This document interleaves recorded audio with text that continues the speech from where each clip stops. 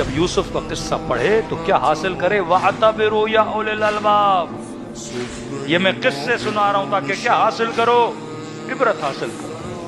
ورنہ خدایا پڑھنے کے لیے اتنے ناولز پڑھے تھے، ہم پڑھ لیتے ہیں، کم ہے کہانیاں پڑھنے کے لیے، لیکن یوسف کا قصہ جوان پڑھے گا، پھر یہ سوچے گا یوسف جوان تھا، پھر یہ سوچے گا یوسف کو گناہ کی دعوت ہوئی تھی، اور یہ کہنے لگے ان النفس لامارۃ بالسوء، یہ نفس بڑا بدبخت ہے، انسان کو گناہ کی طرف لے جاتا ہے۔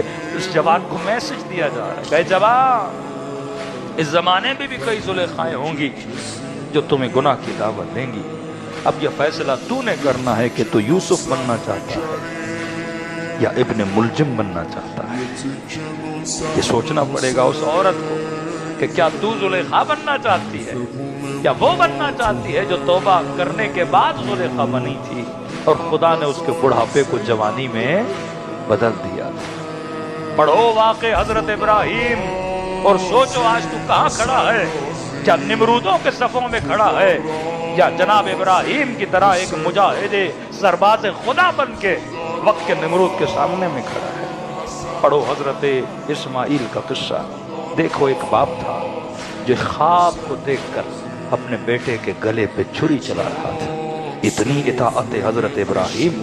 دیکھو ایک ہاجرہ تھی جو اللہ کی اطاعت کے لیے ایسی زمین پہ چلی گئی جہاں پہ بارش نہیں، جہاں پہ فصلیں نہیں، لیکن جب صبر کیا تو خدا نے ہاجرہ کو شاعر اللہ بنا دیا۔ آج امت کا ہر فرد جاتا ہے اور یاد ہاجرہ میں دوڑتا ہوا رہتا ہے۔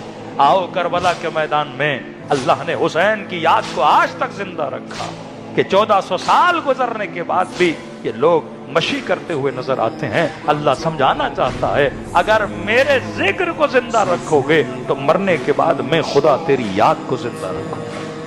اگر دلوں کو میری محبت سے بھرو گے میں لوگوں کے دلوں کے پیالوں کو تیری محبت سے بھر دوں گا۔ تو میرا ذکر کر میں تیرا ذکر کروں گا، تو میری یاد کر میں تیری یاد کو زندہ رکھوں گا، تو میرے نام کو بلند کر میں خدا تیرے نام کو بلند کروں گا۔ اے عباس تو میری راہ میں بازو کٹا میں ہر شیعہ کے گھر کے علم پہ تیرے پنجے کا نشان رکھ دوں گا۔ یہ یاد خدا ہے اگر یاد عباس ہے، اگر یاد حسین ہی یاد پروردگار عالم ہے تو ذکر کو ہسٹری نہ بنایا کرو۔